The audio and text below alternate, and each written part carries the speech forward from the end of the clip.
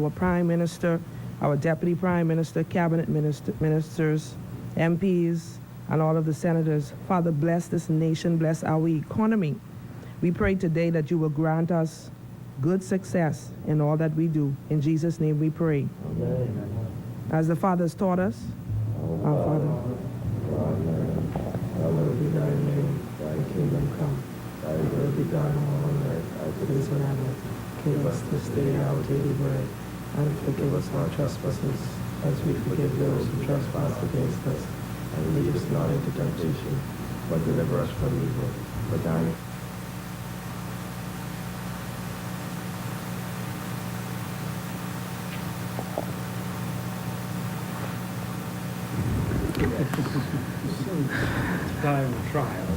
Good morning, Senators.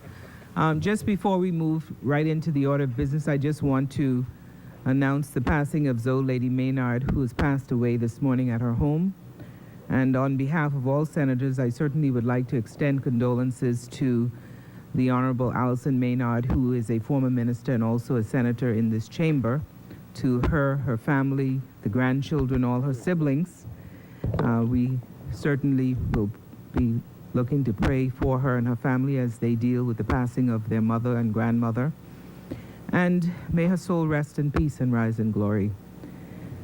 Madam President, may I, on behalf of the government side, join with you in expressing condolences to a former leader of government business in this place, two-time leader of government business in this place. I think this is former Senator Allison Maynard Gibson, on the passing of her dear mother, Zoe Lady Maynard.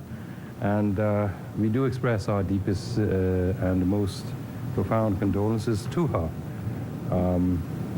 All I could say is that when one considers life and service of Allison, I think one sees reflected the great contributions of her dearly departed mother. And so on behalf of the government and people of the Bahamas, we offer to her and to the wider Maynard clan our deepest and most sincere condolences. Let me also... Okay, he's the cameraman. And let me also, at this point, also mark with regret also and express deepest condolences on the passing of a religious giant in our Bahamas, Pastor Ed Allen, who was a dynamic, passionate, and most articulate Christian leader in his day, and of course the founder of the Great Abundant Life Church on Old Trail Road. And so to his family, we also, and his wider family, which includes the family of Senior Pastor Rex Emeritus, Rex Major, we offer to the Allen family our deepest and most sincere condolences on behalf of the government and the people of the Bahamas. Thank you. Chair recognizes Senator the Honorable Fred Mitchell. Thank you, Madam President. If I may, I would like to, in joining, I would like to read just this brief statement that came from the family about their mother. It says, our mother, Zoe Lady Maynard, passed away peacefully at our home this morning. We are fortunate to have had wonderful parents, Sir Clement and Lady Maynard, who loved the Lord, treasured family and friends, and taught us by their stellar example. Mummy lived a very full life. We are thankful that she is now at peace with Daddy, Julian, her parents, sister, and her other loved ones who went before. And this is signed Dr. Peter Maynard, Allison Maynard Gibson, David T. Maynard, Clement T. Maynard III, and their families. So I'm able to share that and to also join the government leader and yourself in extending condolences to a treasured colleague and friend. We've worked together many long hours. And her mother, of course, worked on the side of Sir Clement, who himself made a huge contribution to our country. She herself, in her own right, was a patron of the arts, getting that, I believe, from her mom. So we lost a treasure. and I wish to extend condolences to the family again. And secondly, I also join with the government leader in extending condolences to Michael Allen, the son of Pastor Ed Allen of Abundant Life. He was a man of great quiet dignity. It amazes me when you look back at the history of our country how people from very humble beginnings were able to establish such beachheads in our country, creating things almost out of nothing. He was a good gospel hall preacher, and I always enjoyed listening to his message. He had a tremendous influence on this present generation, and I'm sure what he's left behind is a great legacy. And so I extend my condolences. Thank you. Thank you, Senators. Senators, when we suspended last Thursday, December 6th, we were at second reading and committal of bills. Further second reading and committal of bills. I need compendium of the bills. Give me a chance. Thank you. Madam President, I rise to move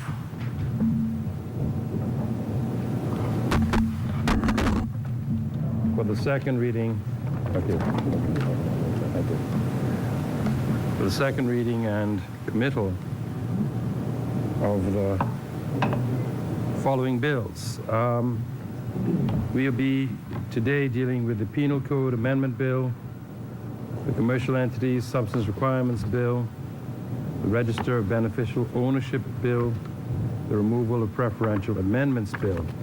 I'll have some comments on the Nonprofit Organizations Bill in my remarks. We don't propose to move on that today for reasons that I will give, but we will have a one-week adjournment, so we probably again suspend at second reading so that we can do some things, and I'll explain. Madam President, today we debate and pass a number of bills related to the financial services sector, which bills arise due to the commitments made by the Bahamas to the fight against money laundering and terrorist financing, led by the Financial Action Task Force, and also because of our commitment made to the G20, that's the group of 20 largest industrialized countries in the world, the Organization for Economic Cooperation and Development, the OECD. When I conclude, I will move for that to be committed. Yes. Yeah. The bill, let me formally move for the second reading and committal of a bill for an act to provide for substantial economic presence and annual reporting of a commercial entity carrying on relevant activities and for connected purposes. Let this be read a second time and committed. I think that, one second. I think that for reasons that would become apparent when I speak to the contents of this bill, we will have to remove from the long title the words "in the Bahamas" in terms of the carrying on of relevant activities. But I move that this bill be read a second time and committed, and in due course I hope to obtain a seconder. This bill is a compendium, as I said, and in due course we will move for the second reading and committal of the Removal of Preferential Exemptions Bill, the Register of Beneficial Ownerships Bill, and the Penal Code Amendment Bill. Today, I said, these bills are related to our commitments to the OECD, the G20, and the European Union, and are related to what they call the BEPS initiative, which is the base erosion and profit shifting initiative, which was designed by the largest and most powerful countries in the world to prevent offshore financial service providers, essentially, from designing offshore structures which have the effect, in their view, of depriving these countries of what they view as being their legitimate tax revenue. I think that, in all fairness, when we look at what's going on, for example, in a country such as France today, where the argument in the streets is how do they have a more fair and just and balanced economic order, where the tocsin of the revolution, those were the horns used to summon the masses during the French Revolution, are sounding again in the streets of Paris over the whole question of tax fairness, where, as a part of this initiative, great tax exemptions are being given to encourage the citizens and taxpayers of France who might have assets abroad to bring them back. And the masses are crying foul that that has meant that there have been increases in the base levels of taxation for things such as fuel, but other taxes as well, that are being borne by and imposed on the poorer members of French society in order to encourage the richer to bring their wealth back. I think that's the essence of the dispute. And so, you know, while we look at what these major industrialized countries are doing, and we may feel that it is a tremendous imposition on us, the other side of the coin that they see is that they have great, how should we say it, distortions in their systems because of the fact that so many of their wealthiest companies, wealthiest individuals, utilize offshore structures to either evade or to minimize the amount of tax that would otherwise be payable, and thereby place a disproportionate burden on those poorer members of their societies who are least able to bear it. So while we may feel the imposition, if you will, of the large and the powerful, it is not an irrational imposition. It is not an indefensible imposition.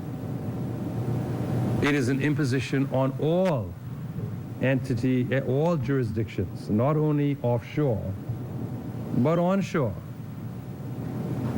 who have in the past relied upon preferential exemptions, offshore structures, which have enabled persons to either defer or indefinitely delay or to minimize their exposure to taxes that would otherwise have been lawfully collected by their home jurisdictions. The Bahamas, as has every jurisdiction engaged in the provision of financial services, on or offshore, has committed itself to this process. I have heard many persons, many pundits, commentators, sometimes emotionally, sometimes almost irrationally, appealing for the Bahamas to engage in some form of this or that will magically enable us to resist these pressures.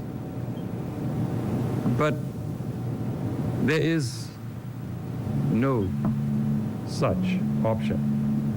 The United Nations has indicated to countries such as the Bahamas that they have no interest in providing an international forum for the resolution of these tax issues.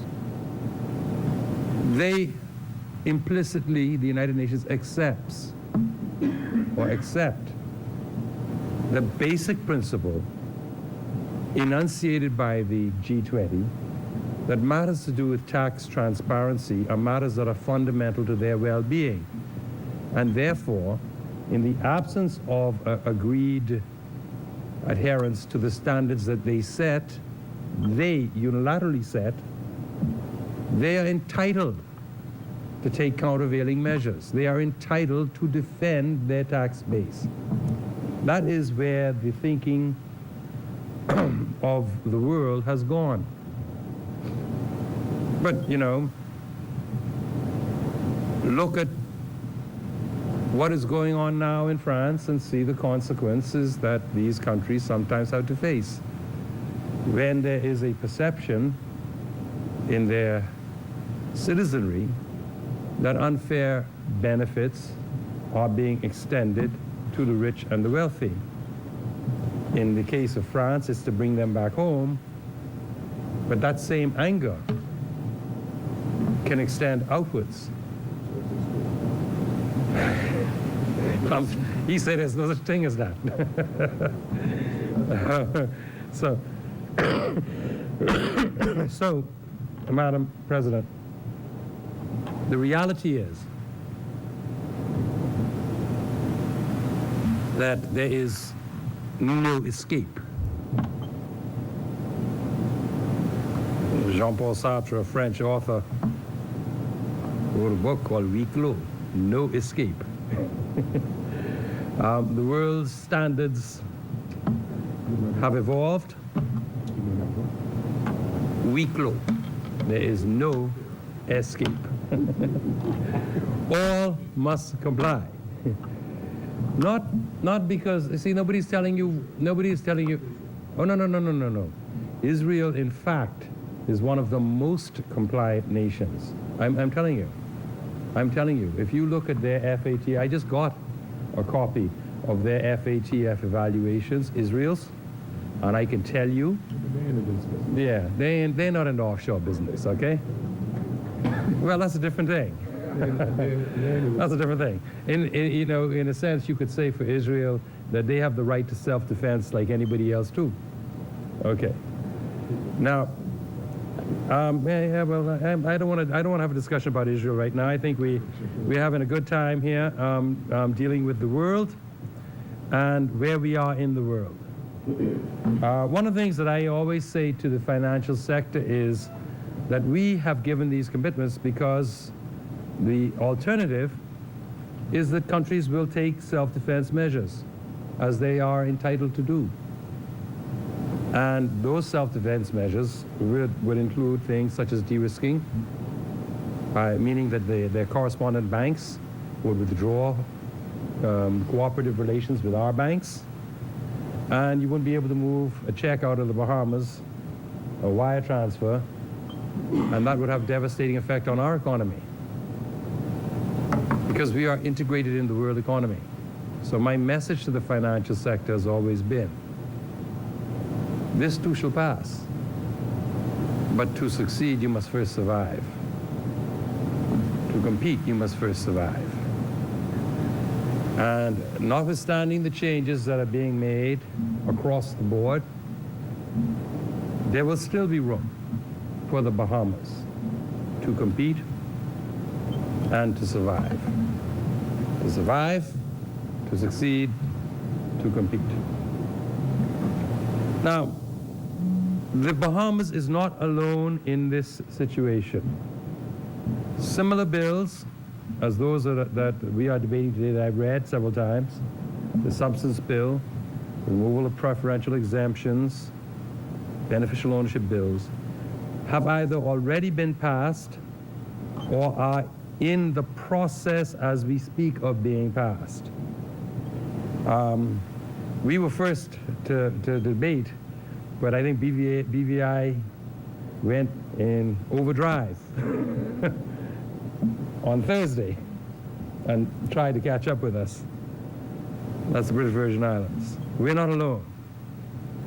These bills now are being either prepared, tabled, debated, or passed in the parliaments or legislatures of every Caribbean offshore financial center, inclusive of the the Cayman Islands, Bermuda, the British Virgin Islands, Barbados, and the Turks and Caicos Islands.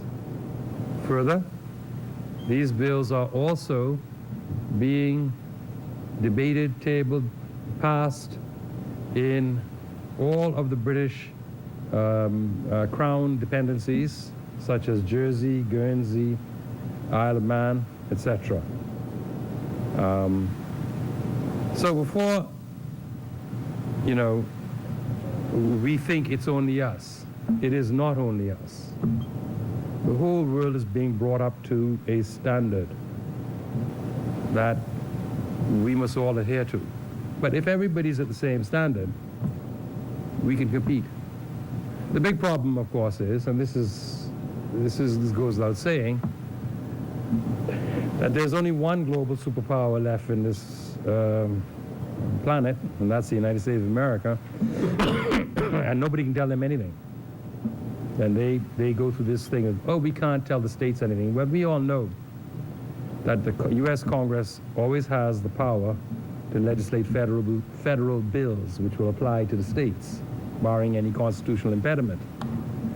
But they all say, oh, no, we can't do this, we can't do this. And so you have built into the United States a series of offshore financial centers that are entirely unrestrained. And nobody in this world, including the FATF or the OECD or the European Union, can man up and say anything to the United States about that. So we are, the whole world is at a competitive disadvantage, because the United States is going to be the only country left standing running a bunch of unregulated offshore financial services sector, some of which are onshore and some of which are genuinely offshore, like in the U.S. Virgin Islands and the Marshall Islands. But the world is what the world is. And the Pax Romanum, which was the Roman peace, where the Romans had an empire over all of the known world except for Persia, Parthia they called it, and India further afield. It only benefited the Romans. The same like Pax Americana. Well, you see what Pax Americana, who it benefits. We are where we are. Now, before I proceed with these financial bills that are required for the BEPS project, I should speak generally about the non-profit bill. The non-profit organizations bill is a fundamental requirement of compliance with the Anti-Money Laundering and Counter-Terrorist Financing Initiative, or the Financial Action Task Force. The Bahamas has been rated repeatedly as being woefully deficient in its supervision of non-profit organizations. And let me say, it has been conclusively shown that the 9/11 terrorists didn't receive their money through the banking system. The money was funneled to them through Islamic charities, non-profit organizations. So this is a critical aspect. And the Bahamas, while even in our risk assessment rates the activities of such entities in the Bahamas as being, well, in terms of terrorist financing, very, very slim to none, the fact is no effective regulation is simply not an acceptable position, because there's always a possibility. And I can say that without getting into details, that not as far as the Bahamas is concerned, but as far as different parts of the Americas are concerned, other than the Bahamas, there's some concern of some infiltration in other parts of the Americas, not the Bahamas, not the Caribbean, but other parts of the Americas, by potential nefarious entities. So it is a concern, because if there's some infiltration elsewhere, seepage across borders is an easy thing. So it is for these reasons that the bill has been crafted. This bill is not our own invention. It was benchmarked against specific legislation from elsewhere in the Commonwealth Caribbean. I think it's very important. It is modeled after comparable legislation. We are satisfied that the bill, in its tenor and objectives, is absolutely and critically necessary for the proper supervision and the proper and effective supervision of this vitally important sector, that is, of charitable activity. Let me first observe that non-profit organizations are ostensibly and apparently charitable organizations, and as such, they are entitled to receive, and do in fact receive, very valuable tax exemptions and other forms of tangible support from the state, such as land grants of Crown land for their building purposes. Yet, thus far, there's been little or no accountability. But you know, there's the old saying that to whom much is given, much can sometimes also be required. And indeed, I agree. Save and accept that the Bible also say that Caesar must get his due, just as the Lord gets his due. Render unto Caesar that which is Caesar's, but unto God that which is God. And it's more important to render unto Caesar when you're getting from Caesar. Okay? When you're getting the benefit of that filthy lucre. It's good lucre. Tax exemptions. I mean, if we want to be pure, the filthy lucre would go back to that memorable story in the Bible where the denarius was held up before our Lord, and he was asked, whose image is on this? And what should we do? And that is where he said, well, you know whose image is on it? It's the emperor. Render to the emperor what is his. But you render unto God what is God's. And when you went to the temple, you would change that denarius for a temple shekel. So the denarius was filthy lucre, received from temporal government. Tax exemptions are received from a temporal government, okay? And all I'm saying is that they do receive other significant and tangible support. And from whom much is given, much can sometimes also be required. But this morning, I did, but only just this morning, receive some very substantive suggested amendments and comments from an umbrella civil society organization called Civil Society Bahamas. And in view of the detail and depth of their commentary, and to accord a fair, earnest, and honest consideration of their suggestions, I would request that we not move the passage of the nonprofit organization bill today, but leave it in the committee stage so that my draftspersons would have time to assist me in a thorough review of the comments and suggestions, so that we might seek to accommodate any positive suggestions which would not otherwise frustrate the prudential and necessary regulation of this vital sector of the economy and civil society.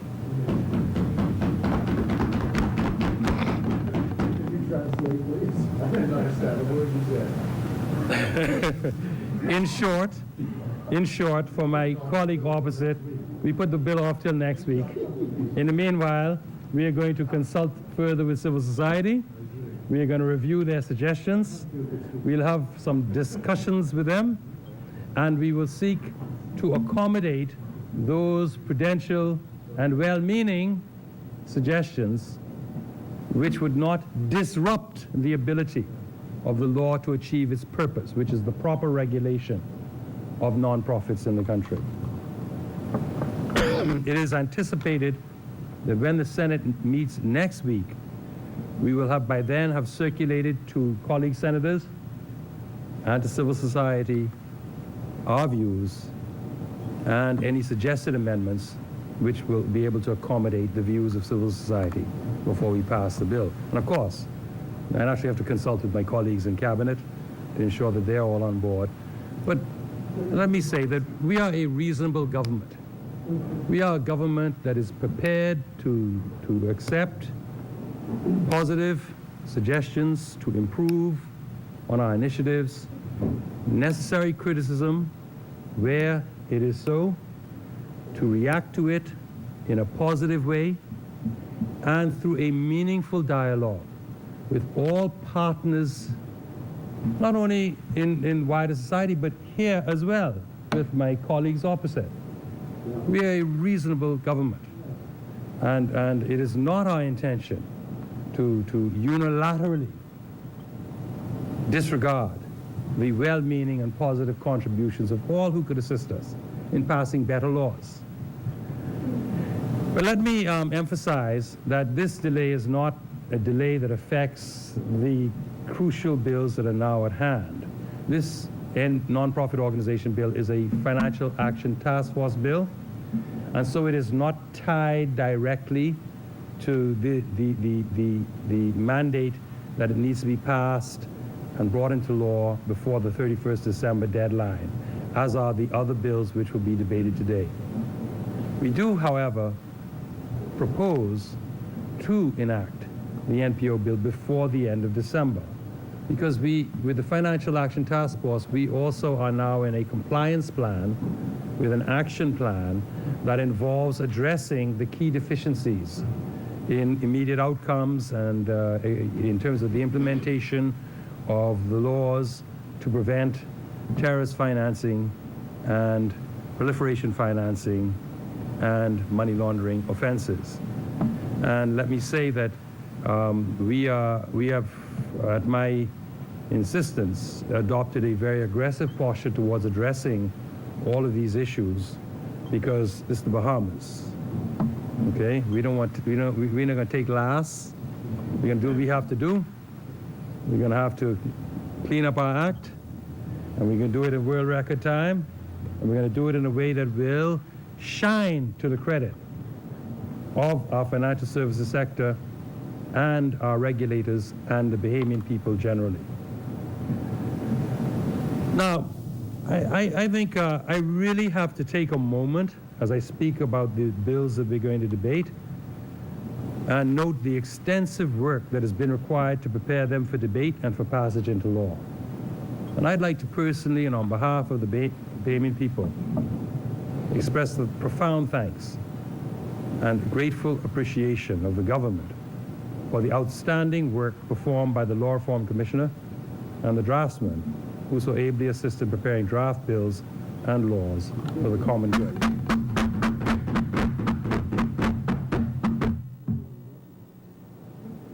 These draftspersons are led by the Law Reform Commissioner, Dame Anita Allen, who live right in Nassau, and are directed by Ms. Tina Demerit Roy, the Director of Law Reform, who also live in Nassau, and some other residents in Nassau are Ms. Taliko Rule, Ms. Lamisha Cox, Mrs. Fern Bowleg, Ms. Latoya Green, Ms. Sharita Simonet, and along with Ms. Mollett Johnson from the Office of the Attorney General. They have truly been bastions of support, pillars of good sense, excellent draftspersons, and have worked themselves on many occasions to the point of mental and physical exhaustion. Yet, they continue to toil on in the vineyard, as and when required. And so, Madam President, I say thank you to them. It's very important that we take time out to recognize excellence and to thank it. And so on your behalf, I thank them as well. Madam President, the bills we will pass today are the Commercial Entity Substance Requirement Bill 2018, the Removal of Preferential Exemptions Bill 2018, the Registered Beneficial Ownership Bill 2018, and the Penal Code Amendment Bill 2018. Now, the leader on the other side, I'm sure tongue-in-cheek, I'm sure the leader on the other side really couldn't possibly have meant what he said, where he said oh, you're talking about the draftsperson, but I thought they live in Brussels. Well, nothing could be further from the truth. Yes, we have had a dynamic exchange of views with the Code of Conduct group in Brussels, who have made suggestions that they thought and think, yes, suggestions. Unfortunately, not diktats, because there are some areas where we have heard their suggestions and have told them that we're not going along with that. Okay? I can assure you that. No, I can assure you that. Okay? For example, just to be absolutely clear on it, there was, when we visited, and I visited them, and I met with them personally several weeks ago, they said that they'd reviewed the Registry of Beneficial Ownership bill, and they had no comments on it. They thought it was a very good bill, and we didn't even have to discuss it. Okay? Turned the paper over, said, let's move on. We could talk about some other things. It was a very good bill, Minister. Okay. They spoke Fringlish, French and English. No, they spoke English.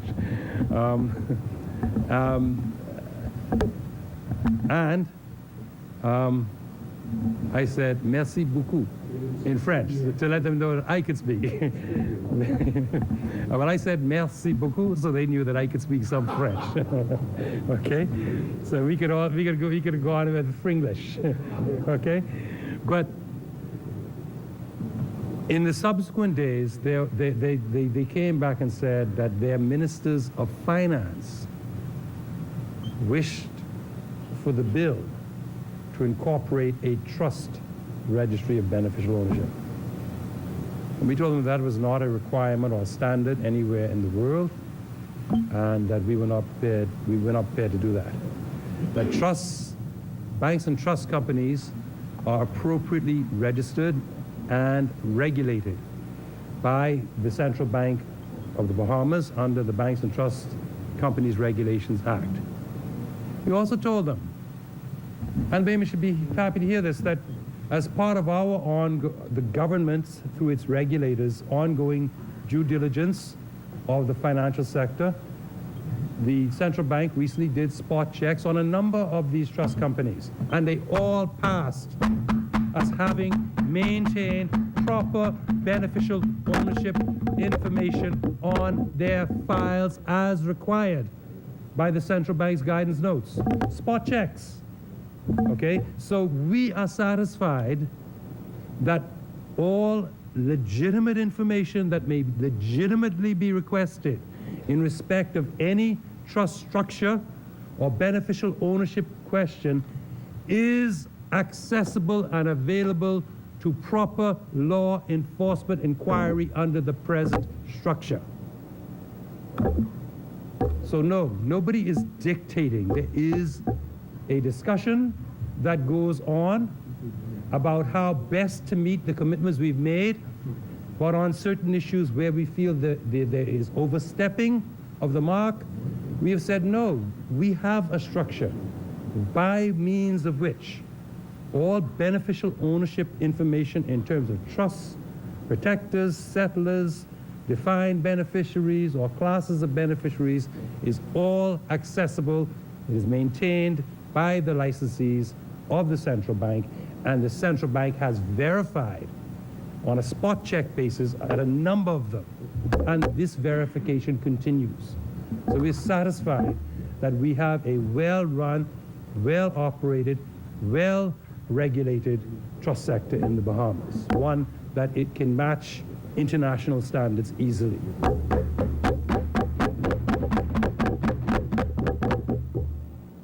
That being said, these bills are works in progress.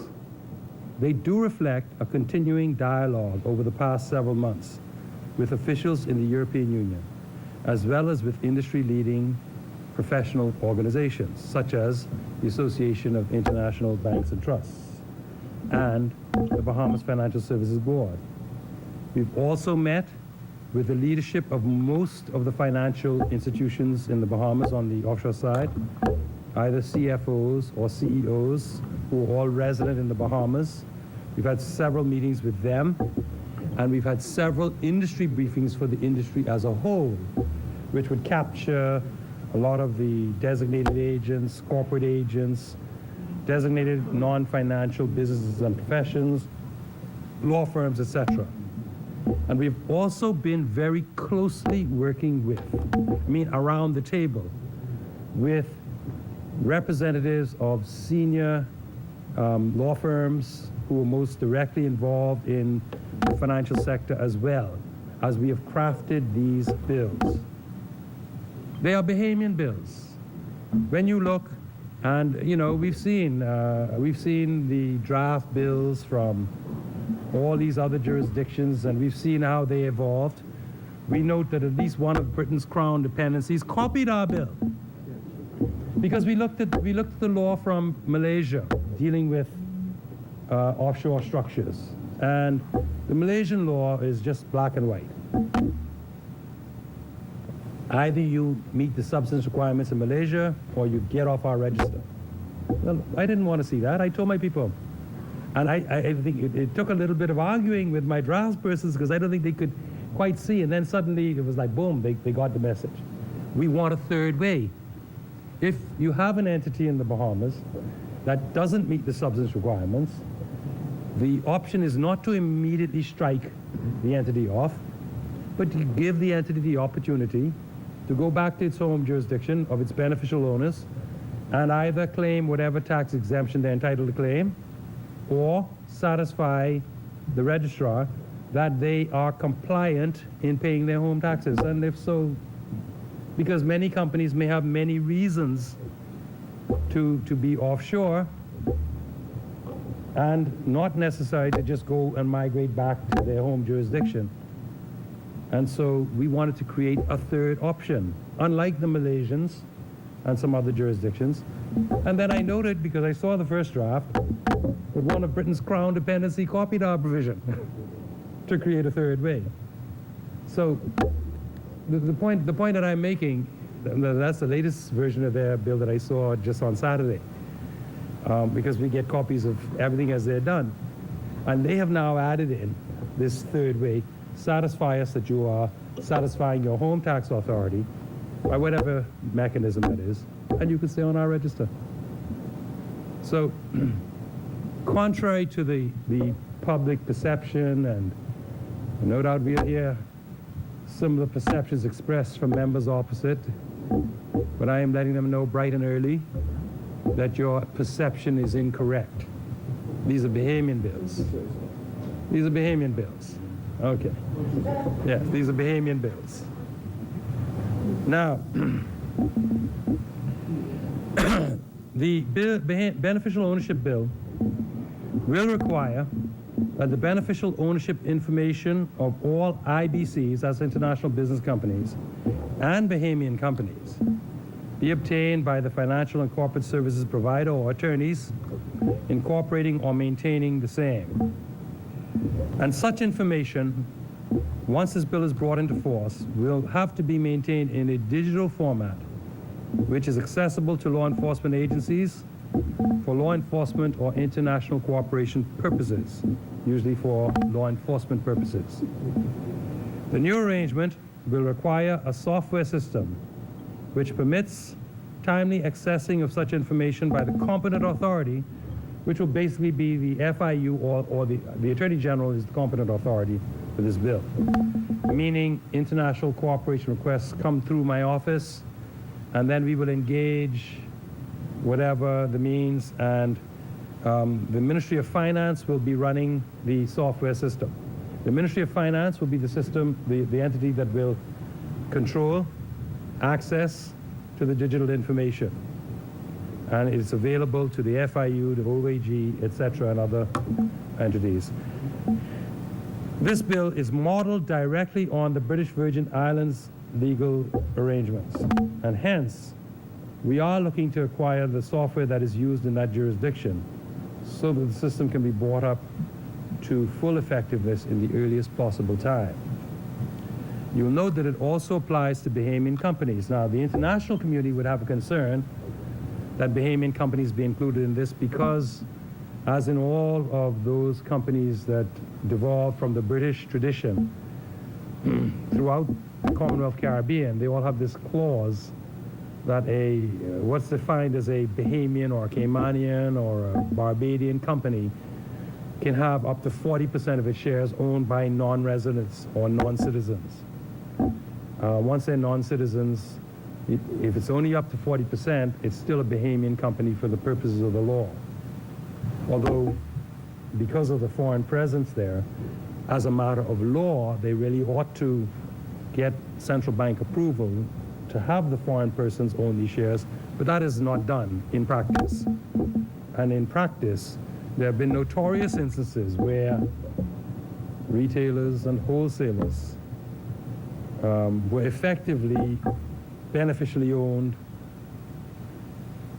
near 80-90% by that same 40% of shareholders. And that has happened in the Bahamas, and as a matter of record, is known, and it was known at the time. But everybody kind of turned a blind, Nelson and I, because of the economic benefits that accrued. That's the reality. So the world would be intent on knowing that the world has access to the beneficial ownership information of Bahamian companies should any inquiry direct their thinking in the direction of a particular company, and to determine who all of the beneficial owners are. Well, we also have an interest in that in the Bahamas for a different reason. And it's primarily this. We have about 80,000 Bahamian companies on the register. As was pointed out during our recent mutual evaluation by the CFATF in 2017, of this 80,000 odd companies, only 4,000 or so ever applied for a business license. So you have a mass of companies about whom nothing is known. We also know for a fact that of these 80,000 companies, thousands have not paid or made any annual declarations from the day they were incorporated. And sometimes this is 20, 30 years or more. And yet, because of the constricted provisions by which the registrar can strike out these companies, they just sit on the register for year in, year out, never being struck off, year in, year out, year in, year out. And so you have thousands of companies that may have bank accounts, that may be doing things, the lawyers are dead, the files are lost, and they're still going around and being accepted by financial institutions with their old certificate of incorporation. Now, if they have to do a transaction, and the banks usually should require certificates of good standing, particularly if they have any transaction every year. And to get a certificate of good standing, you have to pay your dues, pay your fees, and make the declarations. Usually, right now, our law permits nominees to hold company shares, nominees being not the true owners, someone who is holding them in trust for the true owner, to do so without even signing a declaration of trust before the lawyers, and to do so without noting on the company filings that they are in fact actually only nominees. We have companies owned by legal secretaries, some of whom have gone to glory, or the law firms have closed. All these nominees holding companies, and they don't actually own them. So this law is going to require that for even Bahamian companies, proper record keeping of the true beneficial ownership be maintained and be accessible. That's why it is in our interest, to have a bill that requires this. The bill will also mandate necessary amendments to the Companies Act, which will come in short order, that I've just given drafting instructions on, to allow the registrar of companies to have the same power to strike out companies for non-payment of dues as she or the registrar has in the case of IBCs. We'd also have to consequentially also remove the automatic vesting of such property in the treasurer, because it creates an enormous burden. If you may be 2 or 3 years past on your company dues, and just to get your property back, you got to get a resolution in Parliament. Whereas with an IBC, after 5 years of non-payment, you can tender your money, go to court, get a court order, and your company is restored and all its property is restored with it. What we don't, because it's Bahamian companies, the amendments will not require you to go to court, no matter how long. It only requires that you bring your company current, pay whatever is due, and you'll have the right to have the company back and the property. Yeah, precisely. Yeah, practically. In practical terms. So long as it's not been, so long as it's not been struck out. Because if it's struck out, it goes to the treasurer. That's the problem. Why you have probably 60,000 companies on your register that are wholly inactive. Anyway, I hear him say so, but I think that's a great danger. That's a great danger for this country. And I think that the registrar's office thinks it's a great danger as well. And I think law enforcement thinks it's a great danger. Yes. Adam, if I might. Chair recognizes Senator the Honorable Fred Mitchell. I was being a bit facetious from my chair, but if you could explain to me what the mischief is of that. I mean, what is it that concerns them? You don't know where these companies are and what they're doing. You could take a certificate of incorporation, go and open up a bank account anywhere in the world. We don't know what they're doing. Okay? Simple. Not knowing is in fact the greatest peril. Okay? So at the end of the day, nobody's being intrusive. This is just simple, basic, elementary, proper management of a company's registry. And the power to do it isn't there. And we're going to bring amendments to allow it to be done. And any properties owned by these companies will not be going to the treasurer, but will be held in trust by the registrar of companies, which means effectively they won't touch or do anything with them, the property, for the same period that a bank can hold them, and thereafter treated as dormant accounts pursuant to the dormant account regulations issued by the central bank, which would mean that the company would have the ability, after 17 years only, after 17 years, then it would go to the treasurer, okay, as under the dormant account regulations. So you'll have 17 years in addition to all the time that has been lost, if you will, not paying the fees. So those are some of the law reforms that will have to continue to go on. And I think I say again, this is because it's necessary for us to know that our financial system cannot be used without us having done everything reasonable to prevent it being abused for such purposes as terrorist financing. Let's see. Okay. The removal of preferential exemption bills is designed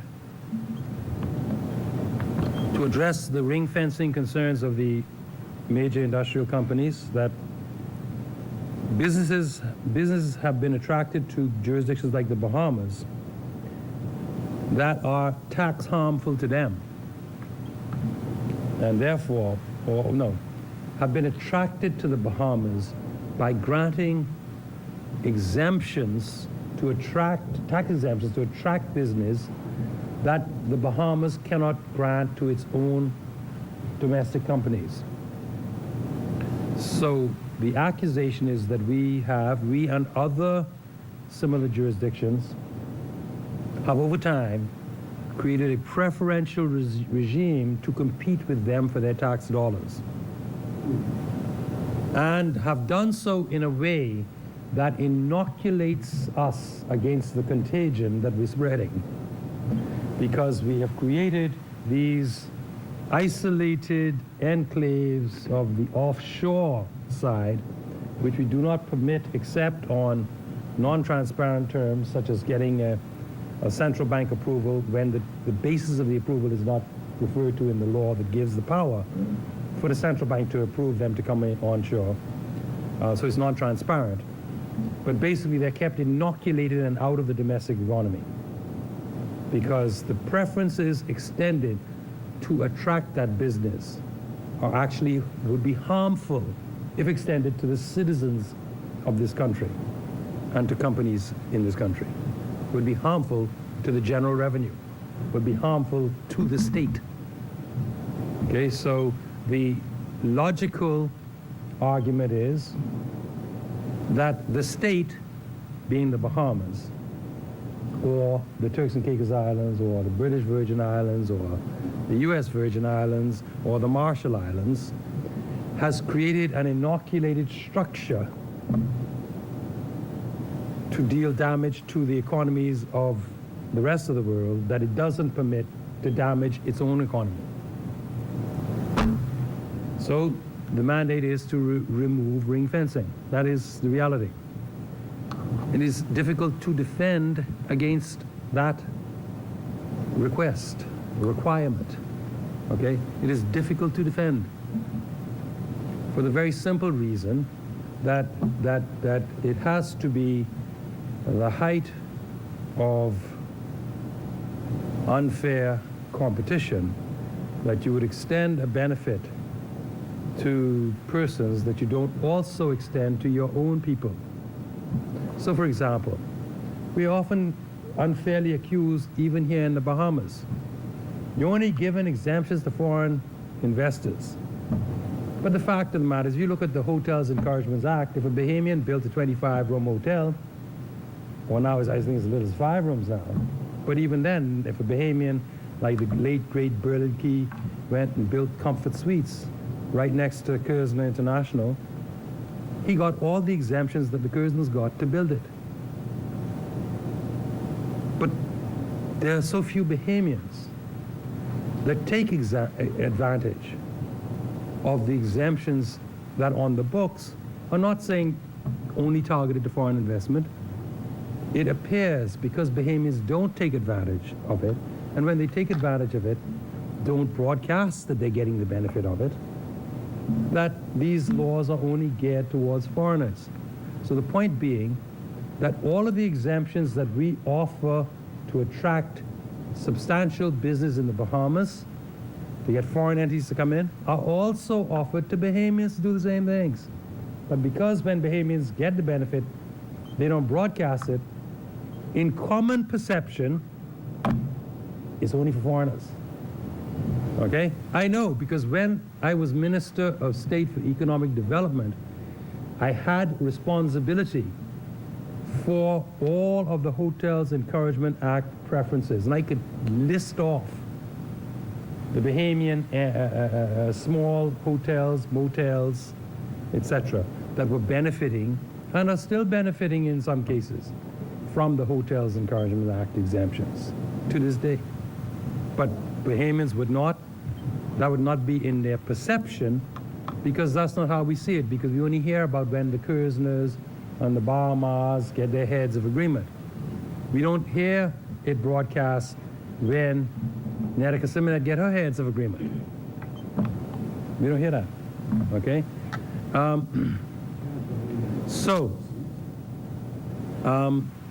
Yes, but the IBC, for the IBC to come and be in the domestic economy, as opposed to being outside, even a Bahamian-owned IBC, it's the structure, not the ownership.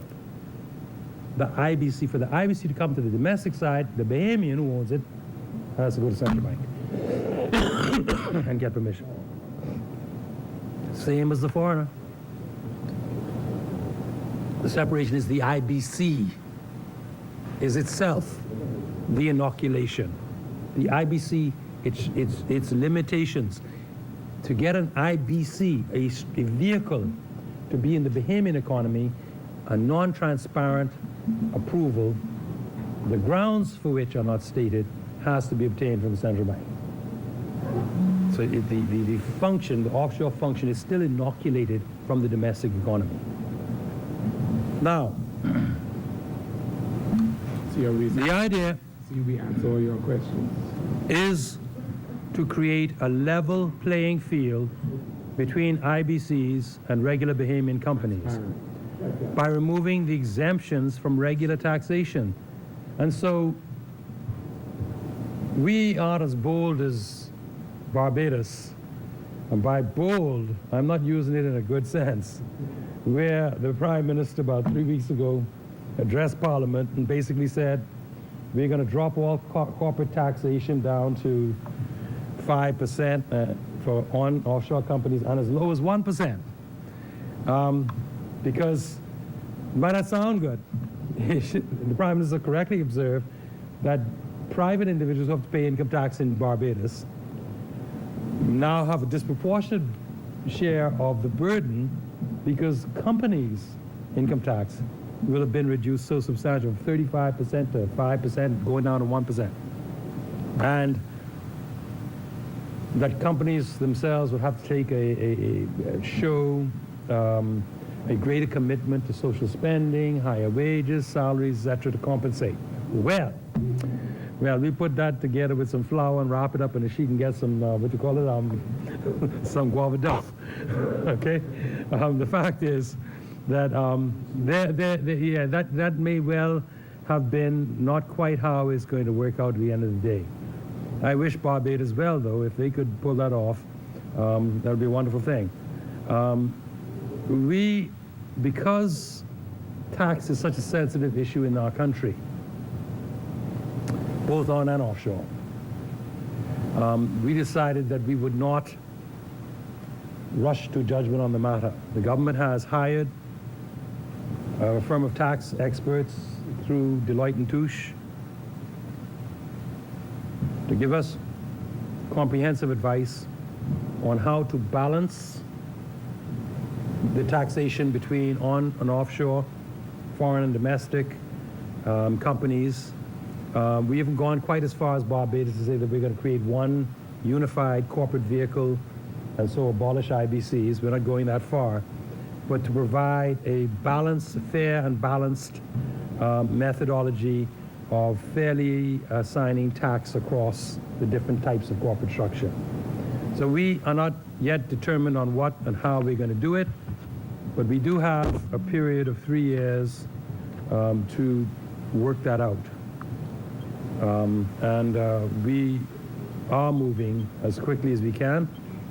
In fact, just about a week ago, we had a very long session at the Ministry of Finance, really going through the nuts and bolts of the whole process, and I must commend the Minister of Finance and Deputy Prime Minister on his commitment, passion, and attention to detail. We had a lot of tax professionals in the room, and we that's solved, you know that.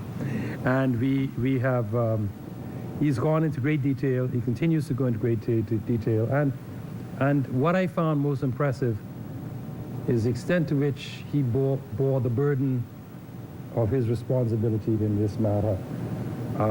That he clearly feels that it is vitally important that we get it right, the Minister of Finance, and that he's working very, very hard, I can assure the Bahamian people and the business community, to ensure that when we do it, it is done right, it is done correctly, and it will be done in a way that will not adversely affect either Bahamians or the financial sector, but in a balanced and fair way. The last thing I want to say on that issue of corporate taxation is that contrary to public perception, there are instances, there's one instance, where the offshore sector has now for decades paid essentially the same tax at a slightly lower rate, I think, or roughly the same rate as Bahamians. And it has not overly hurt that sector.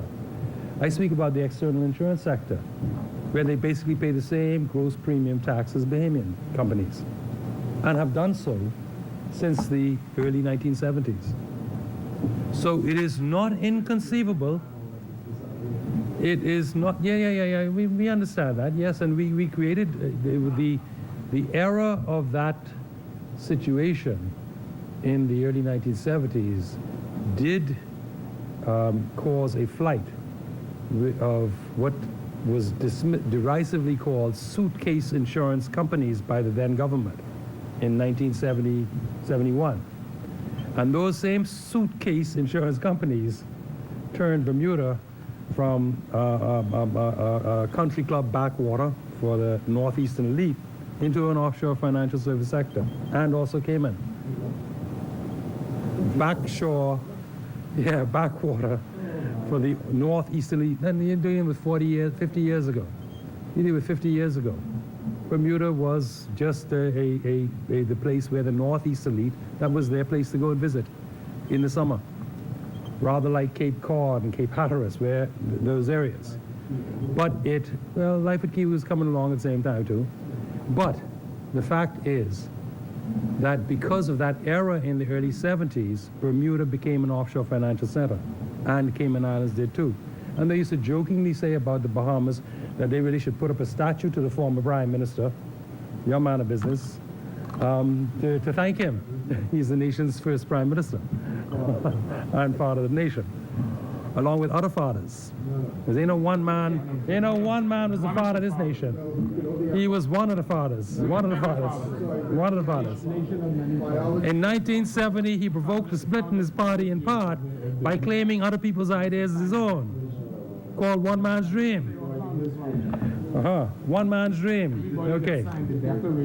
There were many fathers of this country. That's why the Americans don't even speak about George Washington as being the one founding father. Even the Americans don't speak about George Washington as being a founding father, one founding father. They have the sense to understand that no one man could have defeated an empire.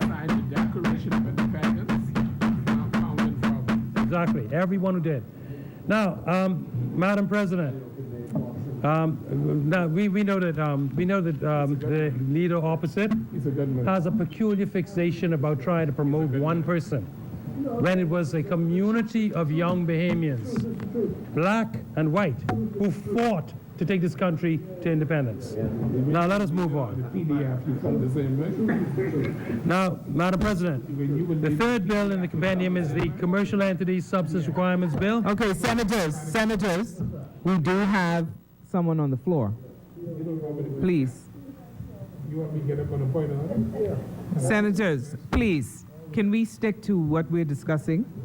Thank you. The Commercial Entities Substance Requirements Bill imposes substance requirements for all IBCs and similar offshore vehicles.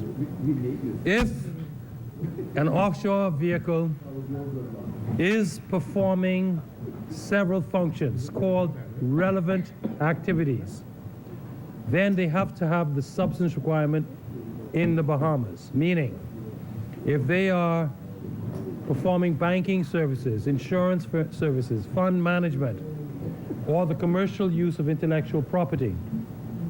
These are among the list of relevant activities. The list is in section 4. Banking, insurance, fund management, financing and leasing business, headquarters business, distribution and service centers business, shipping business, and the commercial use of intellectual properties. Then they must meet the substance requirements if they are performing these businesses. Now, this is any commercial entity, and a commercial entity is defined an entity that is incorporated, registered, or continued under the IBC Act or the Companies Act.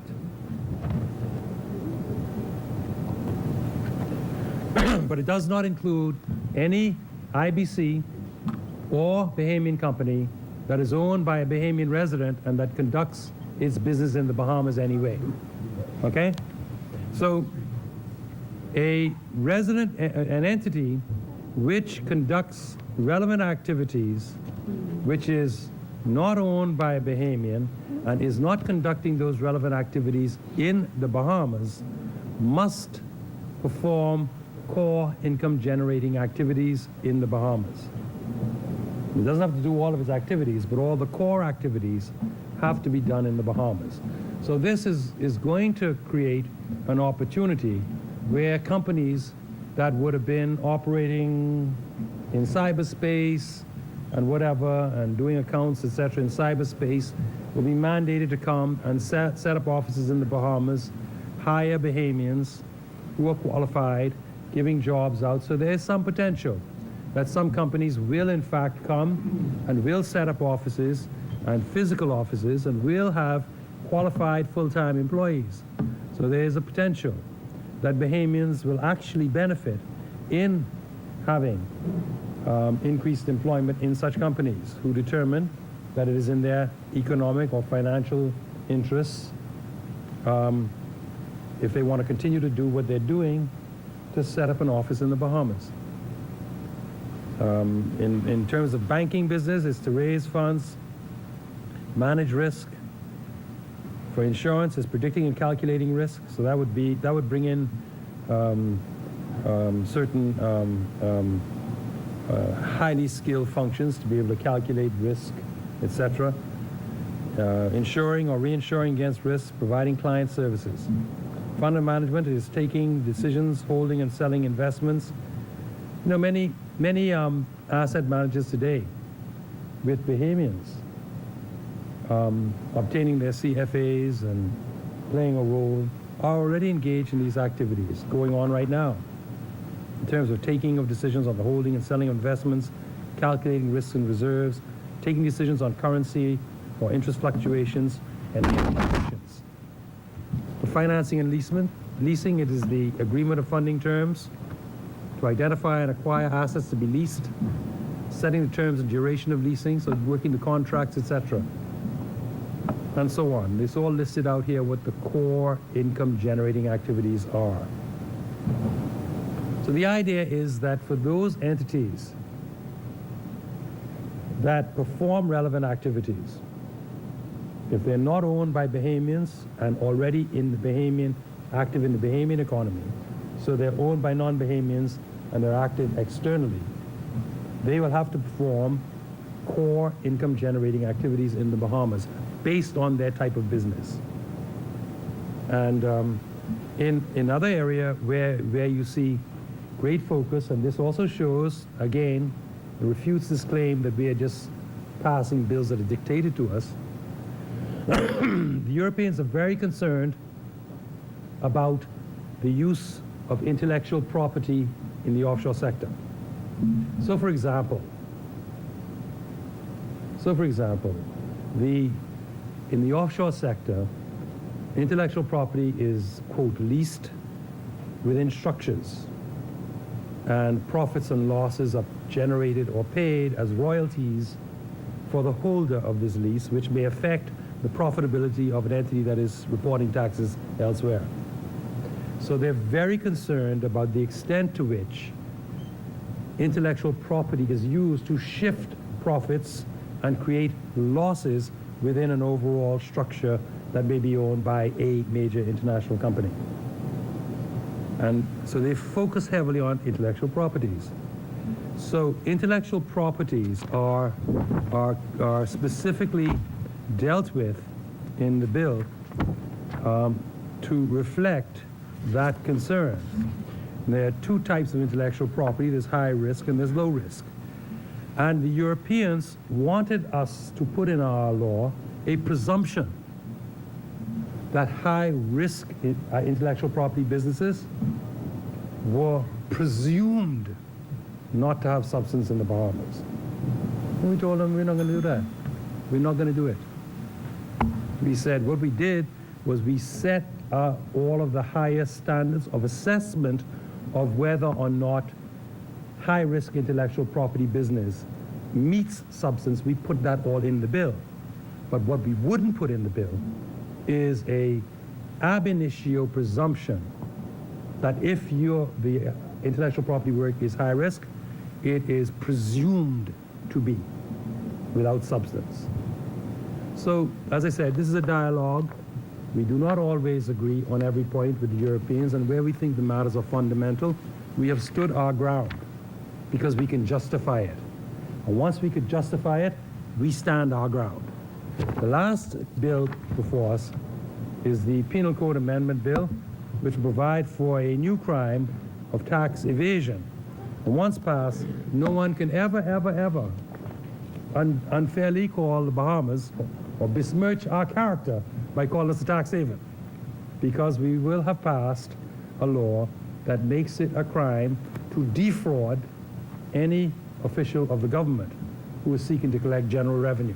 And we use the term general revenue, which is not a term of art or Bahamian law necessarily, because so much of our taxes is not actually taxes, they are license fees, for example. One is a license fee and one is a duty. So you have a license fee and customs duties or stamp duties. And so we don't have taxes per se. But all of these things contribute to the general revenue.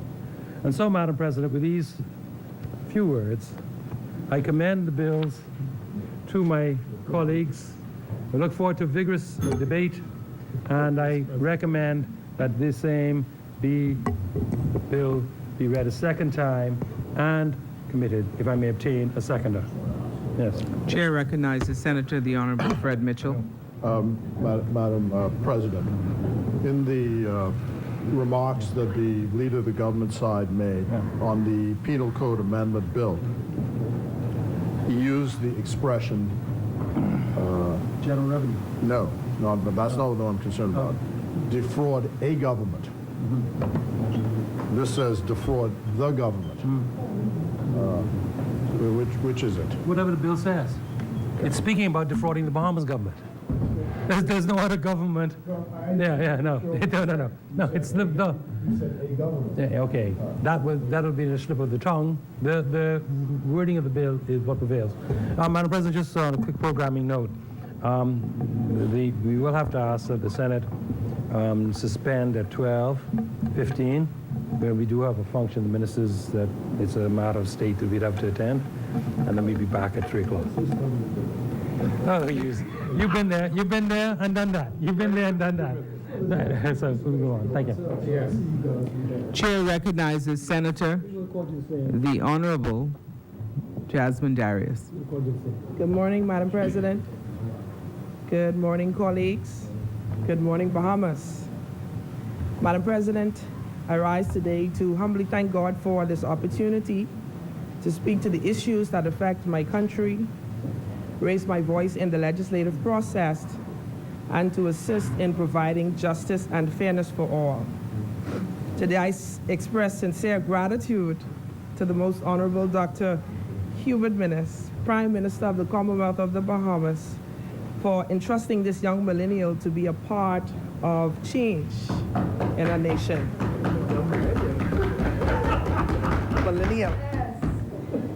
Today, the 4 bills that are to be debated, excluding now the non-profit organizations bill, of which I had prepared to speak to, but the 4 of them are the Commercial Entities Substance Requirements Bill 2018, the Removal of Preferential Exemptions Bill 2018, the Register of Beneficial Ownership Bill 2018, and the Penal Code Amendment Bill 2018, of which I will speak to 2.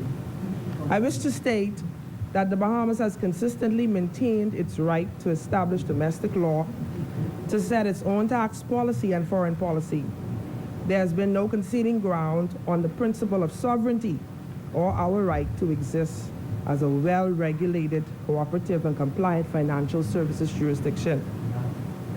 These progressive pieces of legislation establish new regulations to govern the financial services sector in particular, and to bring them into line with international standards and domestic law as it relates to substance, equal tax treatment, ownership, registration, reporting, and fee requirements.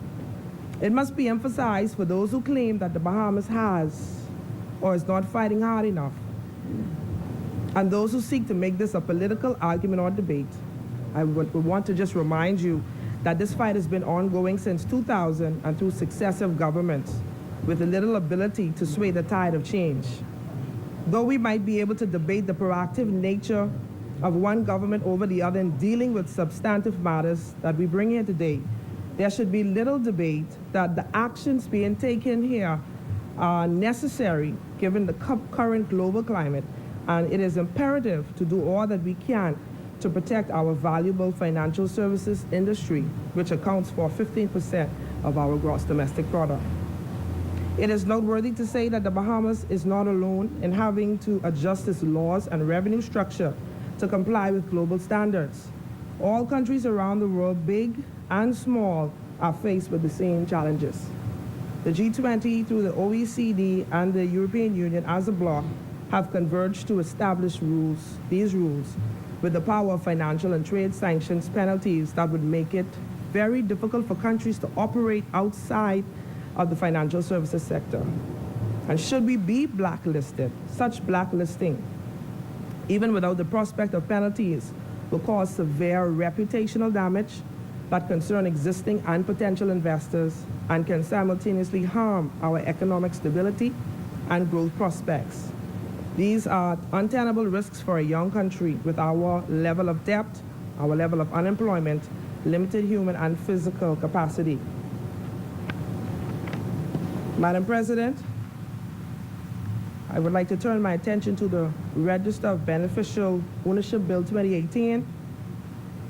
The Register of Beneficial Ownership Bill allows the competent authority to establish a secure search system for the purpose of enabling every registered agent to maintain a database of required particulars on the beneficial ownership of a legal entity for which it has responsibility. Madam President, the electronic database shall be secure and accessible only by a designated person from a designated secure location within the Bahamas, subject to search by either the name of an individual or the name of a legal entity, and prevent communication to any person of the fact that a search is being made or has taken place except where the designated competent authority expressly discloses such communication. Madam President, the Register of Beneficial Ownership Bill 2018 will seal the gaps in the current Companies Act with respect to the maintenance of beneficial ownership information by corporate and legal entities and the Registrar General. The more notable sections of the bills are Section 8 to 16, which places a grave responsibility on the registered agent to identify and verify beneficial owners. Section 9 stipulates the particulars of information to be entered on the database with respect to each corporate and legal entity, and with respect to each beneficial owner of the corporate or legal entity, to each registrable legal entity of the corporate and legal entity, and with respect to an exempt person. Section 10 provides for the retention period of beneficial ownership information in cases of dissolution or where the legal entity ceased to be a corporate and legal entity. Section 11 provides for beneficial ownership information to be kept up to date by duty to keep beneficial ownership information by a registered agent and or a corporate and legal entity. This section speaks to offense for failures to keep records up to date and applicable penalties.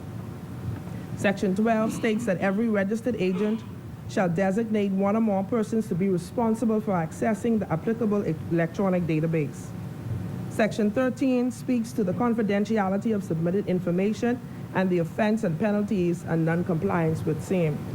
Section 14 allows for the protection for registered agents for complying with the provisions of this Act.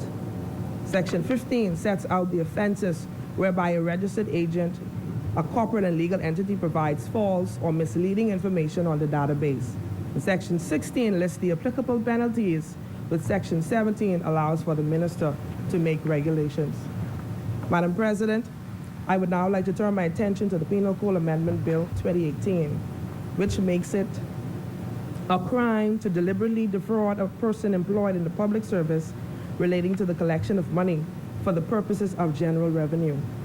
This bill brings tax evasion within the lexicon of criminal acts in the Bahamas and is a landmark bill whose time has come in making tax evasion an offense within the Bahamas and simultaneously debunking the notion that the Bahamas encourages tax evasion or protects tax dodgers. We are counteracting the stigma associated with being regarded as a tax haven.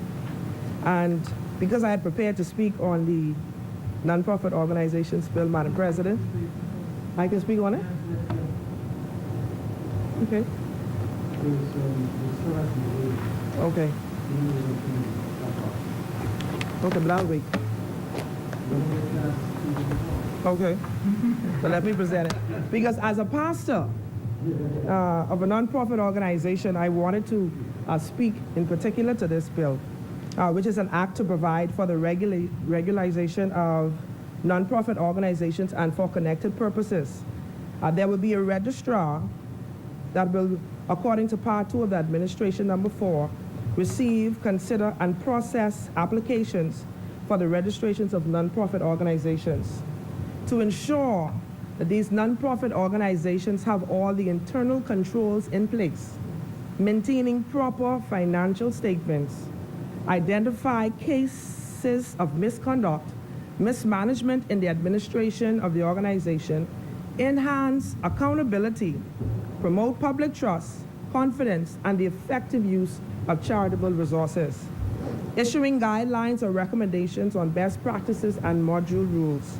A register will be kept with names, address, telephone numbers, and associated emails. Be it known, any document in possession of the registrar can be accessed by the public inspection on payment of the requisite fee. The register will be open during regular working hours. All nonprofit organizations should have a mission statement, copies of the Constitution or Memorandum of Association, and Articles of Association.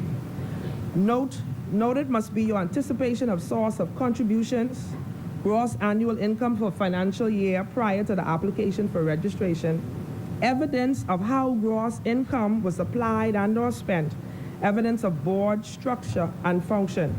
And any nonprofit organization operating without proper registration will be fined $10,000 or a term of imprisonment not exceeding 1 year. And as soon as this bill is enforced, nonprofit organizations will have 90 days to be registered. Once the register is satisfied that a nonprofit organization is suitable, a certificate of registration will be issued for renewal once fee is paid. Registration is valid for 2 years from the date of issue. And every 2 years, your organization should report donations made that are $50,000 or more, whether as a lump sum or aggregate. Also, the 10 largest donations. This report is confidential and will only be disclosed to a lawful authority for investigation. Bank accounts may be frozen if registration is not renewed after 6 months of expiration and reported to the registrar.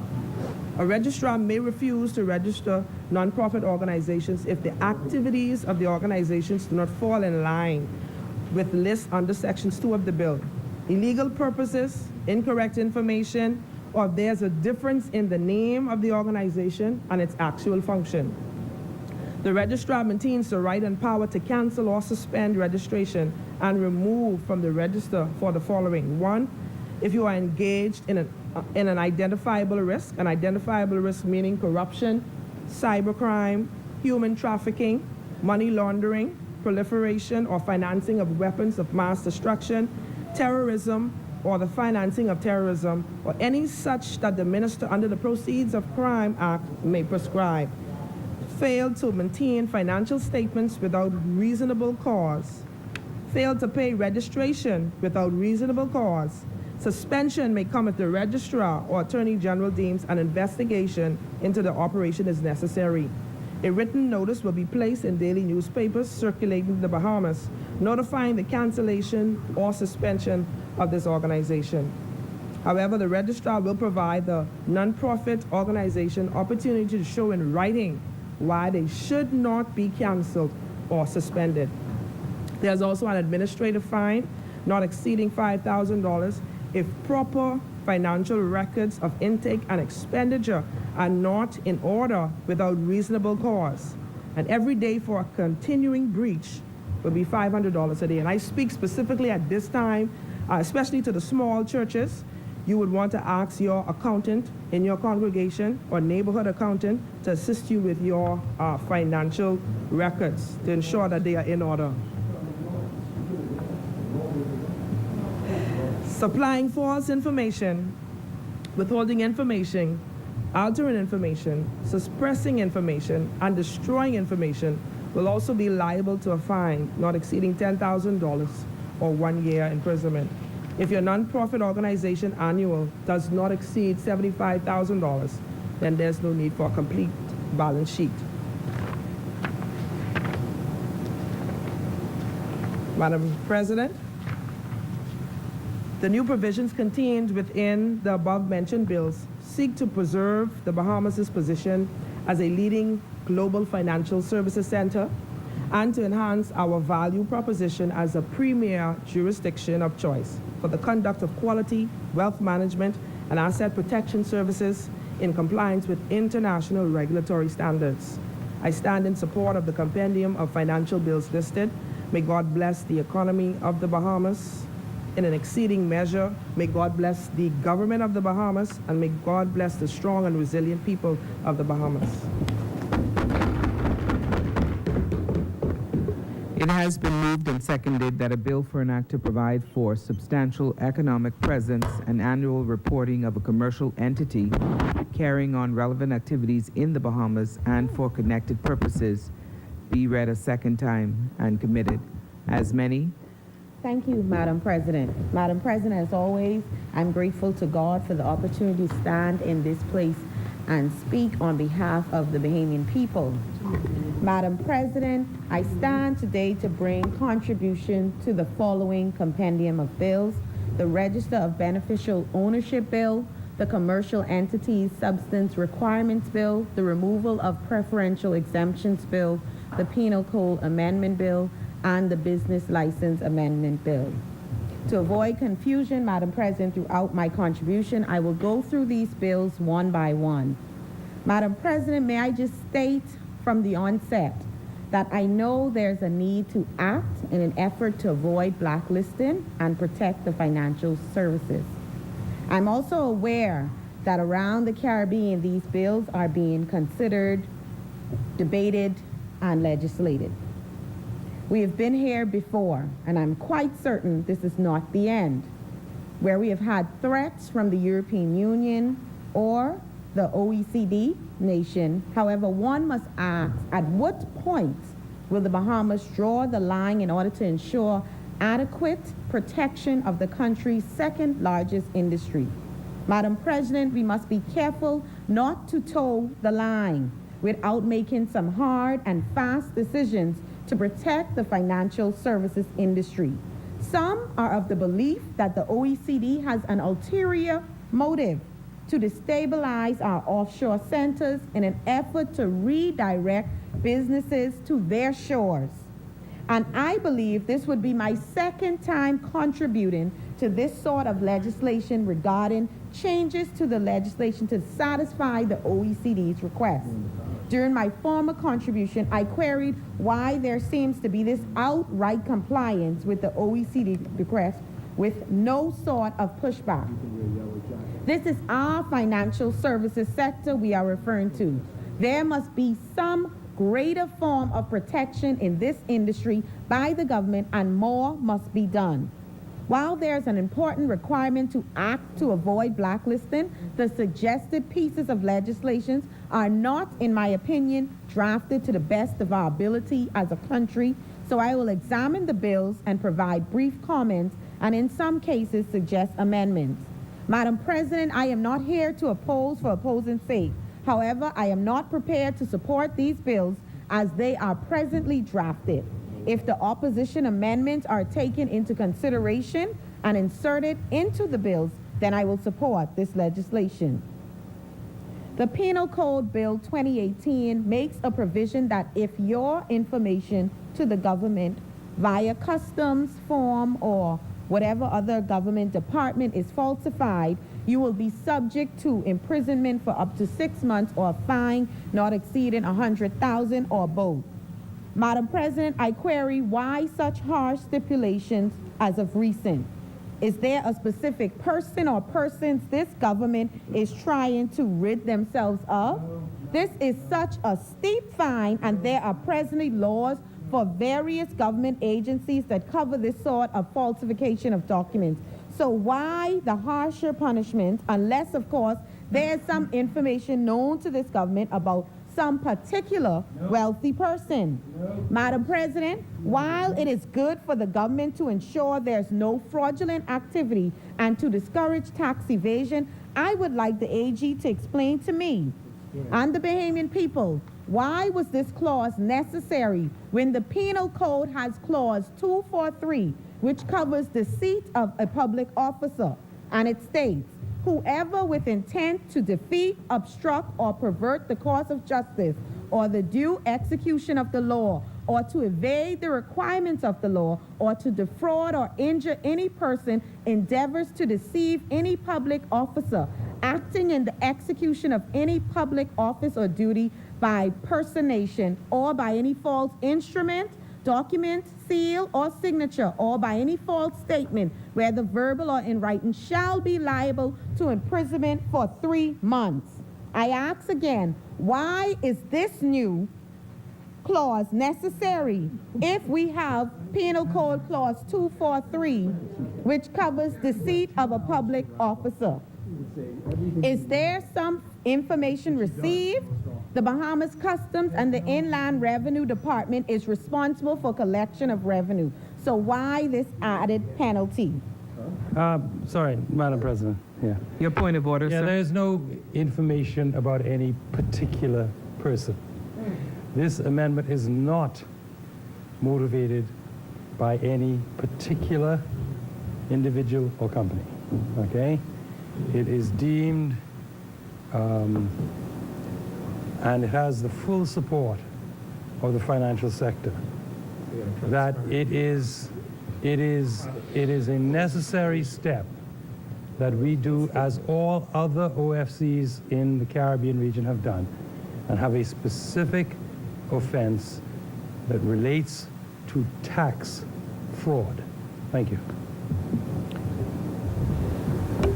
Thank you, AG, but I still would want more information coming from you, more clarification coming from you as to why this clause is necessary when clause 243 exists. Anyway, I move further, Madam President, and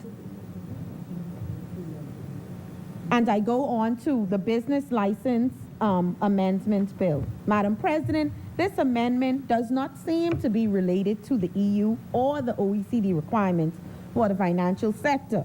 However, Madam President, this goes back to what I mentioned in this place last week, that this F&M government is making errors in policy and legislation that could be avoided if they are focused on governing this country. Last week, we were debating increasing the electricity bill ceiling from $200 to $300 for the VAT exemption. Had this F&M government consulted the people, then it would be clear that $200 wouldn't have been sufficient. Now, Madam President, here we are debating a change to the business license. And to be clear, this was completely unnecessary and obviously came about without consultation of the business community. It is just ironic that the government no longer requires an audited financial statement or bank statement for business license purposes when you only just recently made the amendment and request on to the businesses earlier this year.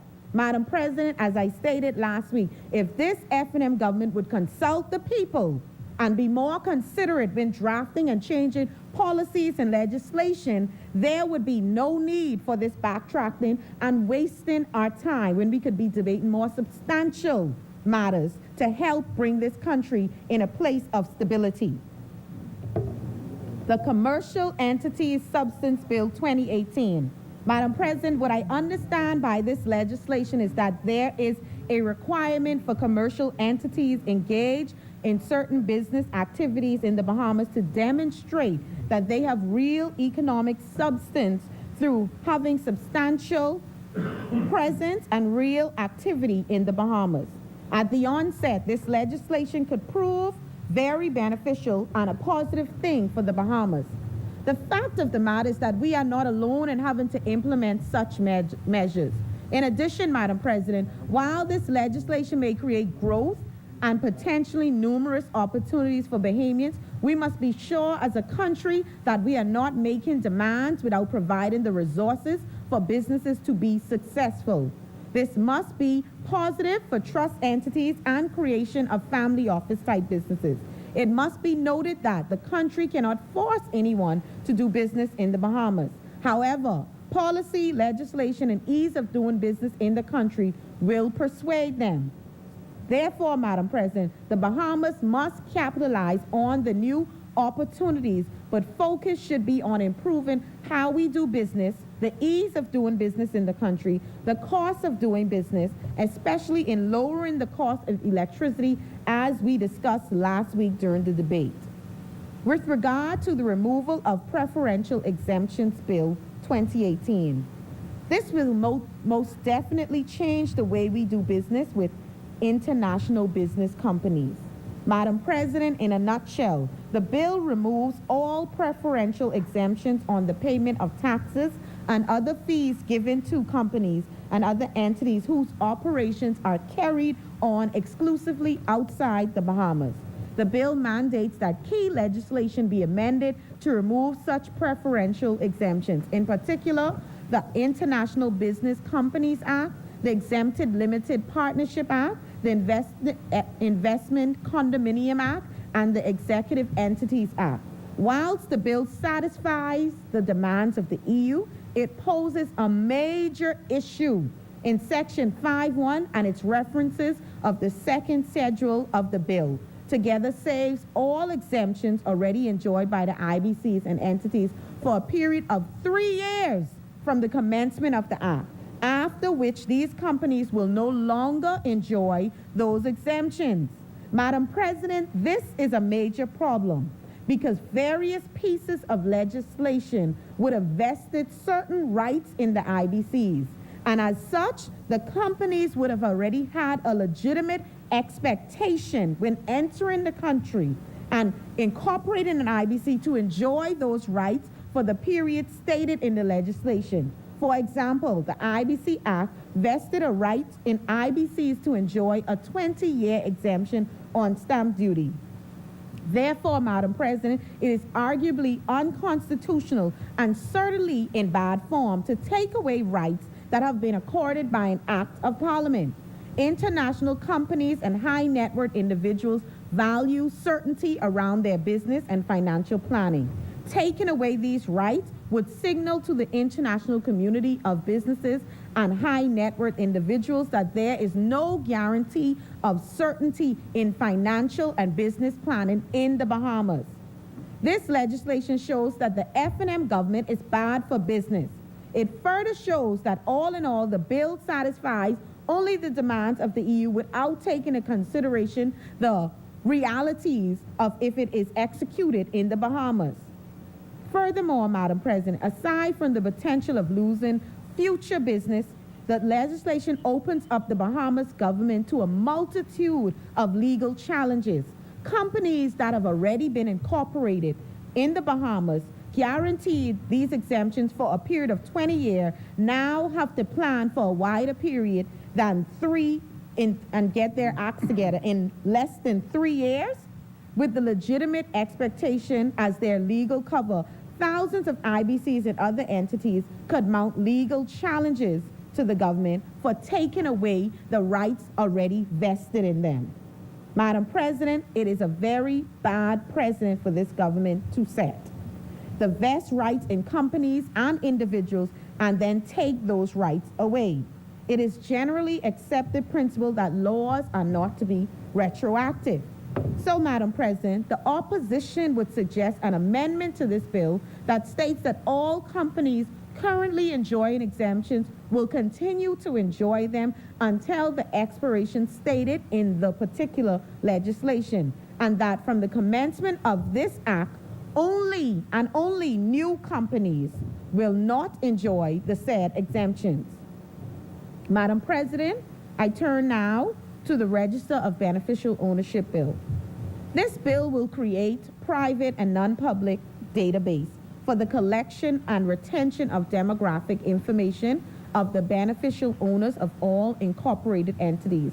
Now, Madam President, I am not opposed to the creation of this register, except that we must be careful not to just make changes as requested by the EU and be certain that the changes once enforced in this country makes sense to our setup?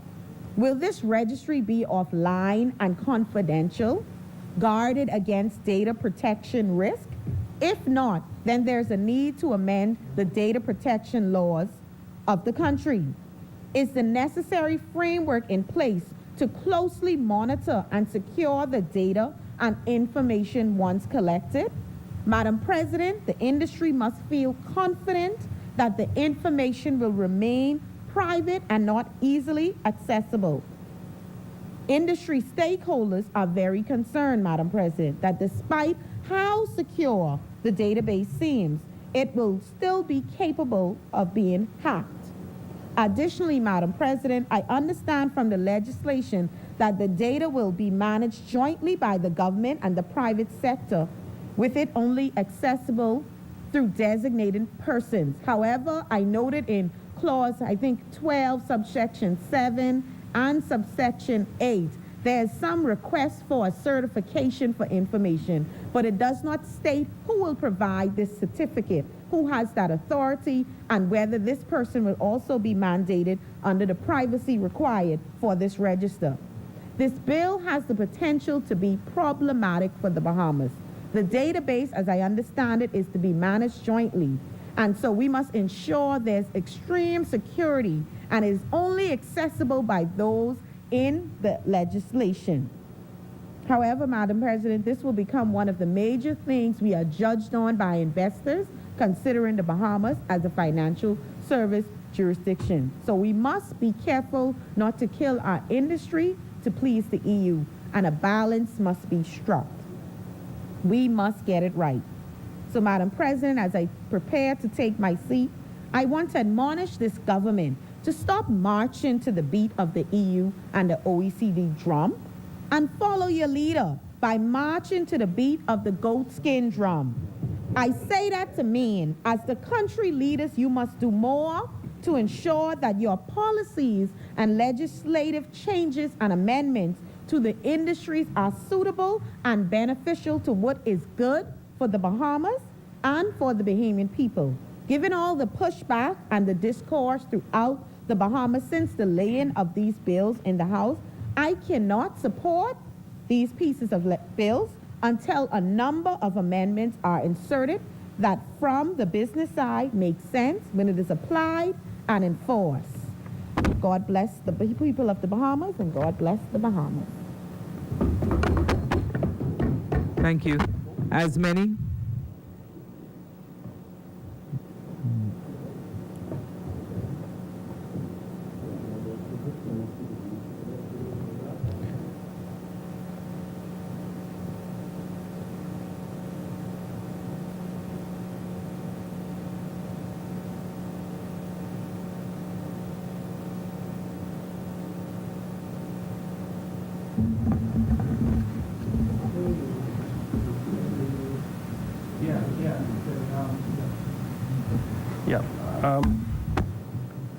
Move what? Yeah. Madam President, I think it's a convenient time now. I move the business of the Senate be suspended until 3 o'clock this afternoon. Is there a second? Madam President, I rise to second. It has been moved and seconded that the business of the Senate suspend to 3 p.m. this afternoon. All those in favor would say aye. Those opposed, nay. The ayes have it. The business of the Senate is now suspended to 3 p.m. today.